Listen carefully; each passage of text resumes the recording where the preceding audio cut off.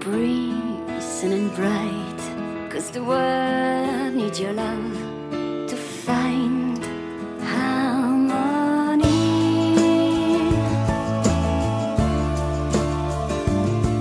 Together we can raise our world and walking to the light, and somewhere in the sky our love is fled away and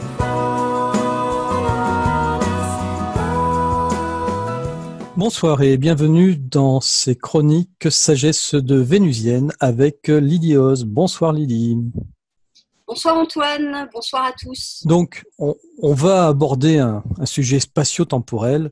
Le thème c'est peut-on voyager dans le temps et réécrire le passé? Alors, est-ce que tu penses que c'est quelque chose de possible Lydie? Et puis peut-être avant même de parler de tout ça, définir le concept de temps. Oui. Alors, bon, je précise quand même que je ne ferai pas dans cette chronique un exposé de sciences physiques. D'abord parce que c'est un sujet qui est très technique et que bon, je ne suis pas une spécialiste. Et ensuite parce que c'est un sujet qui est formidablement bien expliqué par ailleurs dans des tas d'ouvrages, de sites internet ou de vidéos pédagogiques.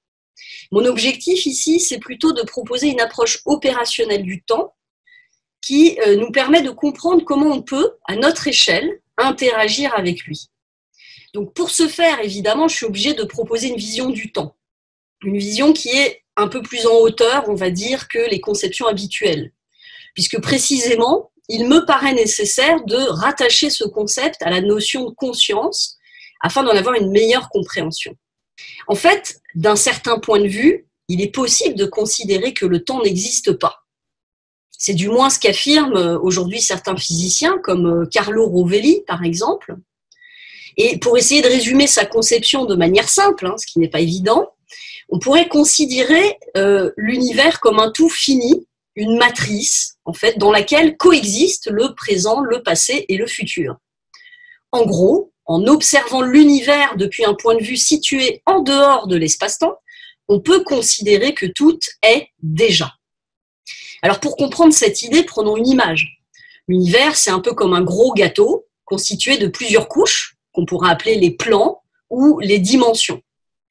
La conscience serait alors comme une sonde se déplaçant à l'intérieur du gâteau. Dans cette perspective, ce n'est pas le temps qui s'écoule en fait, mais la conscience qui se déplace et qui fabrique l'illusion du temps. Alors, je conçois que c'est difficile à se représenter et je vous invite à vous documenter sur ce sujet, notamment en lisant le livre de Rovelli qui s'appelle L'ordre du temps ou en regardant des vidéos sur YouTube. Vous pouvez aussi regarder le film Interstellar qui propose de manière simplifiée une représentation du temps qui me semble être assez bien imagée. Dans ce film, on comprend que pour les êtres vivants qui se sont incarnés dans l'univers et qui sont donc enfermés dans l'un des plans de la réalité, pour eux, le temps est relatif. Il ne s'écoule pas de la même manière, à la même vitesse, je mets bien s'écoule entre guillemets, lorsqu'on est sur Terre, par exemple, et lorsqu'on est sur Jupiter. De la même manière que le temps est relatif à la vitesse de déplacement de l'observateur. Alors cette représentation, elle correspond à la pensée d'Einstein, à ses théories sur la relativité générale et restreinte. En gros, pour faire simple, le temps et l'espace sont intriqués l'un à l'autre, comme les fils entrelacés d'un tissu. On parle d'ailleurs du tissu de l'espace-temps. Notre espace-temps, c'est un peu comme une toile tendue sur laquelle sont posés les différents objets célestes, c'est-à-dire les planètes, les étoiles ou les galaxies, par exemple. Et plus l'objet est massif, plus il est lourd, et donc plus il déforme et dilate le tissu de l'espace-temps. Mais dans ce film, on découvre également une vision du temps qui correspond à la vision de Rovelli. C'est-à-dire que l'univers ne serait en fait qu'une succession d'événements. Et lorsque la conscience parvient à s'extraire du tissu de l'espace-temps, elle peut se déplacer à n'importe quel endroit du temps et de l'espace. Figurons cela ainsi, imaginons une nappe posée sur une table. Nos consciences incarnées sont comme prises dans les mailles de la nappe. À la manière des fils qui s'y entremêlent, la conscience ne peut s'y déplacer que de manière linéaire en déroulant justement le fil du temps.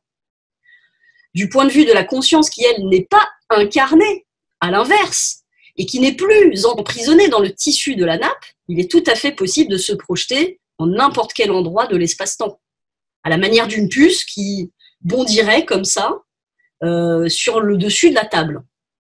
Ainsi, on comprend, enfin, je l'espère, hein, on le comprend, que c'est en déplaçant sa conscience que l'on peut se déplacer dans le temps. Et mieux encore, le temps n'est que conscience. Alors, voilà, dire tout ça, ça suppose quoi? Du coup, est-ce que ça suppose qu'on puisse visiter le passé ou percevoir l'avenir? Et si c'est possible, par ces voyages, est-ce qu'on peut ou pas intervenir sur le déroulement des événements passés ou futurs? Alors à la question, peut-on ou non voyager dans le temps? Ma réponse est claire, oui, on peut. Ou du moins, notre conscience le peut. Donc, pour cela, il existe plusieurs techniques.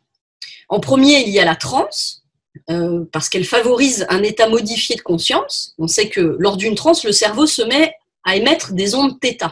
Les ondes θ, elles ont une fréquence de 4 Hz, et on retrouve ces mêmes ondes dans les états d'extase, par exemple, ou d'hypnose. C'est pourquoi d'ailleurs l'hypnose est régulièrement employée dans les transes régressives visant à reconnecter les vies antérieures. Alors je précise au passage que le temps n'existant pas, les vies antérieures sont en réalité des vies simultanées, se déroulant conjointement dans d'autres espaces-temps. Nous sommes des êtres multidimensionnels, je l'ai déjà expliqué dans des chroniques précédentes. Les transes chamaniques font d'ailleurs parfaitement l'affaire pour reconnecter avec cette multidimensionnalité, puisque l'objectif de ces transes, c'est d'accéder à d'autres niveaux de réalité et donc à d'autres espaces-temps, c'est-à-dire à d'autres couches du gâteau univers. Précisément, la transe permet de naviguer entre les plans, mais aussi de se connecter à l'akasha. L'akasha, cette espèce de cloud qui est décrit par les kabbalistes et qui est comme la mémoire de l'univers, une bibliothèque géante ou un réservoir dans lequel sont stockées toutes les mémoires individuelles et collectives qui ont été collectées ou qui seront collectées par la conscience. Une autre manière de voyager dans le temps, c'est aussi le remote viewing. Alors cette pratique, elle consiste en un déplacement de la conscience, mais à l'intérieur uniquement du plan d'incarnation dans lequel on se trouve. Et puis, beaucoup plus accessible encore, il y a la puissance de la mémoire. Alors la mémoire, elle agit comme une balise spatio-temporelle. Elle permet de revivre un instant du temps passé dans lequel notre conscience s'est éprouvée. Pour cela, il suffit de se concentrer intensément sur le souvenir que l'on souhaite revivre et de s'y projeter à nouveau pour ressentir pleinement la vivacité de l'instant vécu. Comprenons que si le temps n'existe pas, chaque instant est éternel, y compris ceux qui appartiennent au passé. Et en s'y projetant à nouveau, nous pouvons revivre les sensations vécues, mais aussi accéder à des contenus occultés ou refoulés. C'est d'ailleurs exactement ce qu'on fait lors d'une séance d'hypnose régressive. Mais alors, si on peut revivre le passé ou entrevoir l'avenir, peut-on agir sur le cours des événements? Alors là, la réponse, à mon sens, est beaucoup plus mitigée. En fait, pour Carlo Rovelli, l'univers se compose d'une infinité d'événements, au point où ce qui nous apparaît comme un objet, une pierre par exemple, est en réalité un événement qui se déroule à une vitesse relativement lente par rapport à la temporalité humaine. Ainsi, la pierre est en réalité dans un état de transformation constant. Considérée sur une échelle de temps suffisamment longue, elle n'est qu'une forme éphémère appelée à se transformer. Ainsi, il paraît difficile pour la conscience d'avoir un effet sur la nature des événements qui se produisent dans l'univers. Et tant mieux, parce que si la conscience pouvait empêcher un événement d'advenir, elle aurait aussi la possibilité d'empêcher la naissance de tel ou tel être. Cependant, il est une chose sur laquelle la conscience peut agir avec une très grande efficacité. C'est sur l'histoire qu'elle écrit autour de ces événements. Et cela, nous pouvons le faire de manière très pragmatique à l'échelle de notre propre vie. En effet, observons que les événements du passé n'existent dans notre présent qu'à travers l'histoire qu'on s'en raconte, c'est-à-dire à travers le récit qu'on s'en fait. Or, ce récit n'est en réalité que pure interprétation subjective des événements. Certes, il y a les faits relatifs à tel ou tel événement, et cela semble immuable. Mais, lorsqu'on comprend que c'est la conscience qui leur donne du sens, on peut agir de manière très puissante sur la résonance et l'impact qu'ils ont dans notre vie. En vérité, la vie est un récit. tout comme l'ego est une construction. On peut réécrire sa vie, son passé, son présent et de fait, son devenir. Oui, de manière très terre-à-terre, je peux revisiter les événements qui ont jalonné mon existence et observer la manière dont ma conscience a réagi à ces événements, c'est-à-dire la manière dont je les ai interprétés. En posant dessus un nouveau regard, en éclairant ces événements d'une manière différente, je peux changer la manière dont je les ai interprétés et ainsi me libérer de l'impact possiblement négatif qu'ils ont produit sur moi et qui conditionne mon avenir. Il est utile de s'interroger sur la manière dont nous avons écrit notre histoire. Peut-être que ce que nous percevons comme des traumatismes ou des handicaps sont en réalité des opportunités pour apprendre ou des talents qui nous rendent uniques. Et à qui est-ce donc d'en décider? Est-ce que c'est à la société d'écrire notre histoire? Est-ce que c'est aux autres de nommer ce que nous sommes? Oui, nous pouvons réécrire notre histoire et par cela changer immédiatement notre présent, mais aussi notre futur. Tu crois que tu es timide et cela t'empêche d'avancer dans ta vie, mais si en réalité tu avais tout simplement peur d'exprimer ta puissance véritable, de laisser sortir ta lumière. Se dire timide, c'est se condamner à l'impuissance. Se dire qu'on a peur de sa propre puissance, c'est se reconnaître puissant. Ainsi, de la même manière que le temps n'existe qu'à travers notre conscience, le passé n'existe que par le récit que l'on se fait de notre histoire. Réécrire son passé, c'est donc changer son avenir. Sauf que, me direz-vous, si le temps n'existe pas et que les événements se produisent dans notre vie sans qu'on puisse agir dessus, comment pourrait-on changer le futur? Si tout est déjà, si le passé, le présent, le futur se déroulent en même temps, comment pourrions-nous envisager de donner une quelconque direction à notre vie? Pour comprendre ce paradoxe, il faut maintenant se tourner vers un autre physicien qui s'appelle Philippe Guillemont. Ce théoricien français propose de concevoir l'univers comme une matrice en 9 dimensions dans laquelle plusieurs futurs possibles coexistent à l'état de potentialité. Et c'est la conscience qui détermine quel futur se manifestera in fine. Ainsi, pour lui, notre univers est balisé et tous les scénarios sont prévus à l'avance. On pourrait comparer ça à un jeu vidéo de type jeu de rôle RPG, par exemple. Dans le jeu GTA, le Grand Theft Auto, le joueur évolue dans un univers fini, où il est libre de circuler à sa guise et de réaliser toutes sortes de scénarios qui sont déjà prévus par la machine. Je peux ainsi donc choisir de prendre un hélicoptère ou de me rendre au bar du coin. Je peux également choisir de réaliser telle mission avant telle autre, mais quoi qu'il arrive, tout est déjà prévu. Notre libre arbitre est donc en fait circonscrit à un périmètre d'action spécifique au sein duquel on peut choisir son propre parcours et se créer une expérience de jeu unique. Il est d'ailleurs fort probable que certaines étapes fondamentales du scénario soient incontournables, et cela quel que soit le chemin emprunté auparavant. Philippe Guillemont illustre cette idée en comparant le cheminement de la conscience à travers le temps à un GPS. La destination est déjà prévue, et même si on est libre de choisir notre itinéraire, on finira toujours, in fine, par arriver à destination.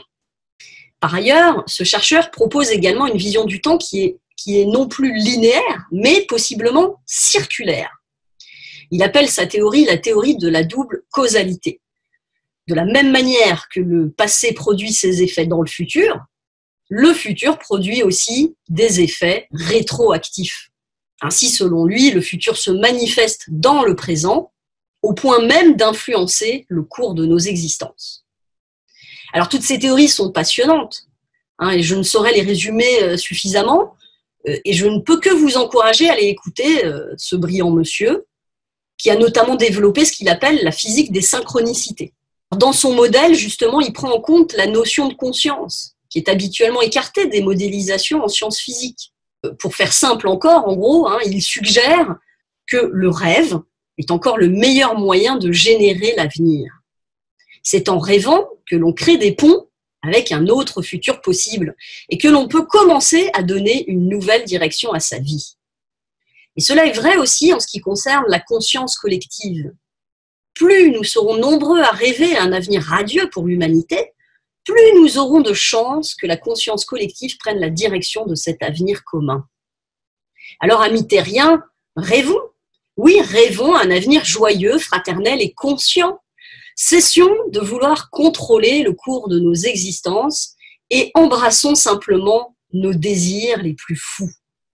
Car plus nous investirons ces rêves, plus nous les nourrirons de notre énergie, de notre temps, de notre attention, de notre conscience, de notre amour, plus nous aurons de chances de les voir se réaliser. Pour sûr, si nous ne sommes pas les maîtres du temps, nous sommes à l'évidence les auteurs de notre propre histoire.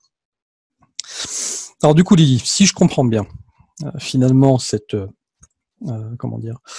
action sur la temporalité, on ne peut la faire que sur notre propre histoire, notre propre personne. Effectivement, en revenant en arrière dans le passé sur nos histoires, en les réinterprétant, on change ainsi notre façon de voir le futur. Mais en définitive, est-ce que on peut modifier le passé d'un de nos proches? Est-ce qu'on peut aller modifier le passé de personnes que l'on ne connaît pas? Est-ce qu'on peut aller encore plus loin que notre propre existence dans ce retour vers le passé et y appliquer des modifications, ne serait-ce qu'en remontant, on va dire, notre arbre généalogique? Voilà. Jusqu'où, en fait, ça s'arrête, cette possibilité de pouvoir interagir avec ce temps passé? Alors, d'abord, j'ai envie de dire, ce temps, cet effet de réécriture, parce que c'est vraiment une réécriture, c'est ça qu'il faut entendre, il y a un récit. Et enfin, entendons une chose, c'est que on est dans des récits individuels, mais on est aussi dans des récits familiaux, on est aussi dans des récits généalogiques, transgénéalogiques, tu vois, et on est aussi dans des récits collectifs, au sens où notre nation, notre histoire culturelle, l'histoire de notre pays, s'écrit collégialement. Donc, j'ai envie d'aller encore même plus loin, on peut dire que notre humanité a une histoire, qu'on se raconte, tu vois, que les historiens nous racontent. Puis d'ailleurs, actuellement, on est dans des guerres sur quelle est notre véritable histoire. Pourquoi c'est un enjeu fondamental? C'est un enjeu fondamental parce que si on prend par exemple le récit majeur qui a marqué notre histoire collective, c'est l'idée qu'on a été chassé du paradis.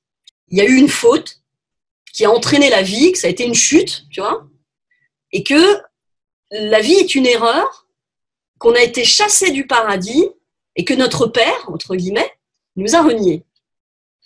T'imagines l'impact de ça dans notre conscience, cette quête de la reconnaissance permanente, par exemple, qui nous incite à toujours essayer d'avoir plus d'attention de l'autre, pour essayer d'avoir toujours plus de gratification sociale. Donc, c'est déterminant. Le fait de réécrire cette histoire-là, par exemple, ce que les récits sumériens ont apporté, tu vois, dans cette histoire, c'est que quand on prend le récit de la Genèse par les Sumériens, on se rend compte que Dieu, entre guillemets, a pardonné aux hommes et que les hommes sont restés en Éden, tu vois. Donc, il n'y a pas de faute, puis on n'a pas été exclus, et puis en fait, on n'a pas été reniés. Et mine de rien, ça change beaucoup de choses. Voilà, de la même manière, dans notre histoire personnelle vis-à-vis de notre famille, on peut totalement réécrire notre histoire. D'ailleurs, souvent, nos parents vont nous raconter leur histoire à travers leur regard, mais on a tout à fait le droit de porter un regard différent sur cette histoire. Je dis n'importe quoi. Je pense, par exemple, à ces enfants qui au moment de la vie in utero, avaient comme un jumeau, et on leur a dit « t'as mangé ton jumeau ». T'imagines déjà l'individu, il arrive au monde, il se dit « putain, je suis cannibale, j'ai mangé mon jumeau ». C'est violent, tu vois. Entendons quand même à quel point c'est puissant cette parole. Voilà, la parole est créatrice. L'histoire qu'on raconte, finalement, c'est ça qui fait exister notre réalité d'aujourd'hui. Voilà. Donc après, est-ce qu'on peut écrire l'histoire de quelqu'un d'autre sans son accord? Oui, à travers l'histoire avec un grand H, c'est-à-dire qu'on peut très bien écrire l'histoire de Napoléon comme on souhaite l'écrire, sans qu'elle soit réellement son histoire, sans que ça l'impacte puisqu'il est mort. Oui, si on veut reprendre cette histoire de réécrire l'histoire de Napoléon, pour que ça puisse fonctionner, il faudrait que toutes les personnes ayant entendu parler de Napoléon ait envie de réécrire en même temps son histoire, de façon à ce qu'elle puisse s'imprimer, cette nouvelle histoire, sur le présent. Alors, on peut dire qu'on serait là, en tout cas, dans des guerres d'influence, hein, entre historiens. Il y a toujours des espèces de compétitions comme ça, pour imposer des visions du monde. Hein. De toute façon, c'est l'histoire de l'humanité qui est faite de ça. Le consensus n'est pas toujours nécessaire pour qu'une vision du monde s'impose. Parfois, il faut aussi de l'influence, de l'argent, de la force, de la puissance, de la domination. Voilà, ça dépend. Le consensus, c'est mieux. Mais finalement, est-ce qu'on n'est pas toujours dans une espèce d'écriture collective, même vis-à-vis de soi-même, tu vois, notre identité elle-même est composite. Nous sommes le fruit de tous ces récits, justement, qui s'empilent. Bon, bah voilà, l'histoire de la France, l'histoire de la femme, l'histoire je sais pas, si je prends mon cas, voilà, je suis une Française, je suis une Parisienne, je suis une mère, je suis une fille d'immigrés, je suis tout ça, et tout ça, tous ces récits, y compris le récit de mes grands-parents, de mes aïeux, etc., vont me construire dans ma manière de me raconter. Voilà. Donc, où on est nous, en tant qu'individu, véritablement dans cette histoire, c'est ça qui est compliqué. Il faut quand même comprendre que on joue des rôles, on s'identifie aux autres pour devenir soi, on met à l'intérieur de soi, dans sa tête, les voix des autres, les croyances des autres, que la plupart du temps, on ne remet jamais en cause. Et donc ça, c'est pas simple. Voilà, c'est pas simple de faire la part dans tout ça. Et moi, je crois que ce qui est fondamental, c'est de se rappeler que tout ça n'est qu'une construction. Justement, qu'on est dans une illusion, qu'on joue un jeu. On est dans des rôles, on porte des masques, on porte des costumes aussi. Enfin voilà, on se prête à toute une série de jeux. Et au final, la vraie question, c'est qui est le maître du jeu, tu vois? Donc le maître du jeu, bah, c'est celui qui, justement, n'est plus en prise avec l'illusion. C'est peut-être celui qui arrête de se confondre avec le personnage. Et c'est peut-être celui qui a conscience que finalement, le temps, c'est avant tout une écriture, un récit. Et d'ailleurs, tu sais, de plus en plus dans les thérapies, on utilise ce qu'on appelle le récit de vie. C'est une méthode thérapeutique pour amener les gens à se percevoir différemment. Et donc, quand j'écris dans ma tête, je suis timide, bah j'écris, c'est pour ça que je dis ça dans la chronique. Si j'écris je suis timide, alors tout d'un coup, je deviens impuissante face à ça. Tu vois, c'est comme un truc qui m'écrase et je peux rien faire contre, c'est comme ça, c'est un fait. Si tout d'un coup, je me dis, bah non, en fait, c'est pas que je suis timide, c'est que j'ai peur de ma propre puissance, tout d'un coup, je m'écris comme quelqu'un de puissant au lieu de m'écrire comme quelqu'un d'impuissant. Voilà. Et ça vient changer toute ma vie à l'instant même où je le conçois, donc de manière immédiate comme ça. Ça change mon présent, ça change mon passé, et donc ça change mon futur. Et malgré tout, ça a quand même ses limites, cette possibilité de réécrire le passé, parce que il y a des choses qui ne peuvent pas être réécrites. Imaginons, quand tu es jeune, tu perds quelqu'un dans un accident bête, c'est-à-dire elle traverse un passage clouté, une voiture qui la fauche, elle aurait traversé une seconde avant, une seconde après, c'est pas possible, elle serait encore là. Donc là, tu ne peux pas revenir dans le passé et réécrire cet événement-là de façon à retenir la personne un petit peu pour que l'action fait qu'elle n'a pas traversé et qu'elle ne soit pas morte. Alors je rassure tout le monde, je ne parle pas d'une expérience personnelle, je ne connais personne à qui c'est arrivé, mais voilà, ça, malgré tous ses limites, ça c'est quelque chose qui n'est pas possible, on ne peut pas tout réécrire. Alors, comme je le dis bien, on ne peut pas écrire les événements. On ne les contrôle pas, les événements de notre vie.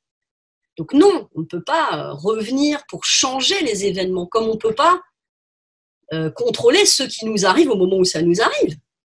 Tu vois, on n'est pas les maîtres du temps, on n'est pas les maîtres de l'univers. Par contre, on est les maîtres de notre conscience, entre guillemets. On peut au moins tenter de l'être.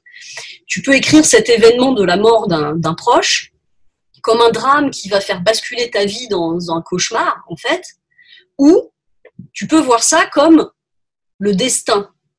Tu peux voir ça comme l'idée que c'est une épreuve que tu as dû traverser pour te révéler à toi-même et te sentir encore une fois fort de cette expérience.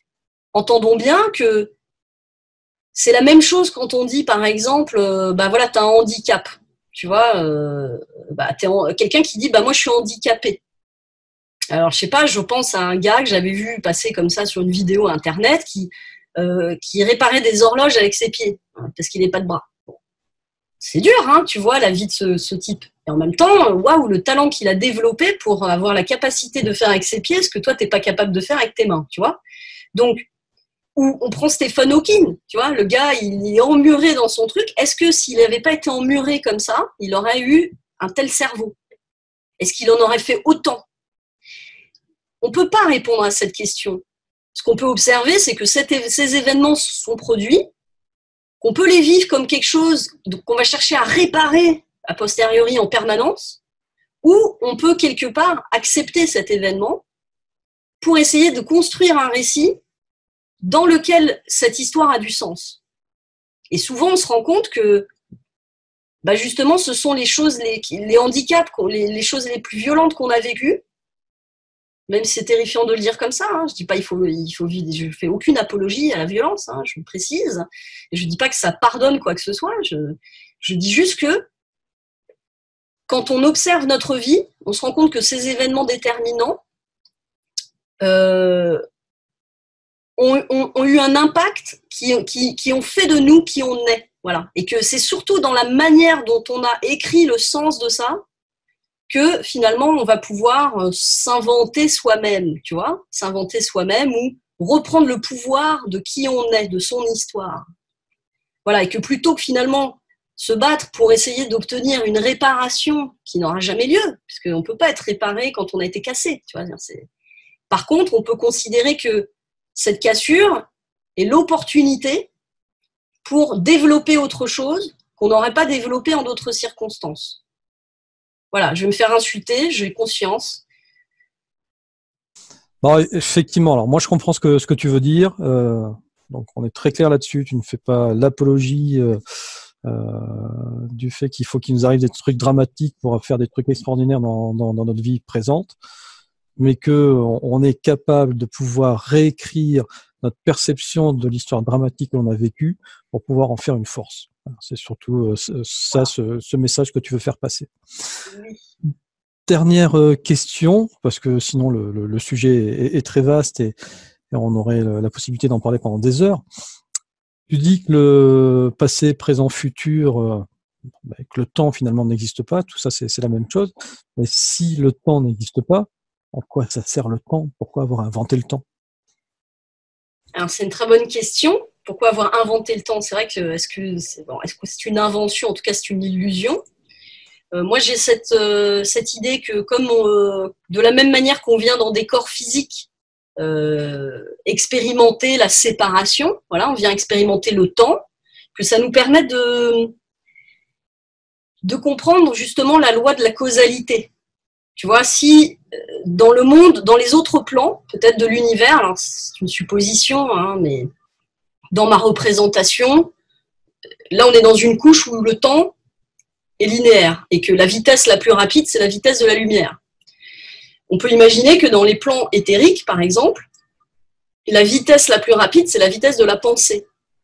Donc tu penses, ah, une supernova, pouf, tu es dans la supernova, tu vois. Tu penses, ah, le vilain, pouf, tu vois, tu as tué quelqu'un, voilà. Et donc, le temps, dans cette réalité-là, est une manière pour nous de comprendre, de nous laisser la possibilité de rectifier nos pensées, de rectifier nos actions, de rectifier notre dynamisme, nos intentions, parce qu'on a le temps de voir le mur arriver. Alors que dans les couches supérieures, quand on se libère du corps et donc de cet espace-temps-là qui est dans notre plan de réalité d'aujourd'hui, eh bien, tout est immédiat. Et il n'y a plus de frein. Donc, il vaut mieux arriver là-haut quand tu es prêt, quoi. Voilà, c'est ma théorie. En tout cas, c'est le sujet, comme je l'ai dit tout à l'heure, est vraiment vaste. C'est vrai que c'est séduisant de pouvoir dire qu'on peut modifier son passé pour se faire un avenir différent.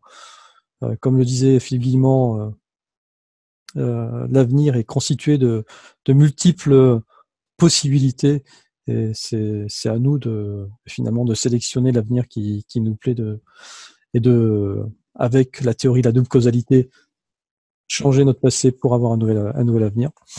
En tout cas, ce qu'on va nous essayer de faire, c'est de continuer à vous proposer des sujets avec Lily, toujours aussi passionnants dans le cadre de ces chroniques sagesse de Vénusienne.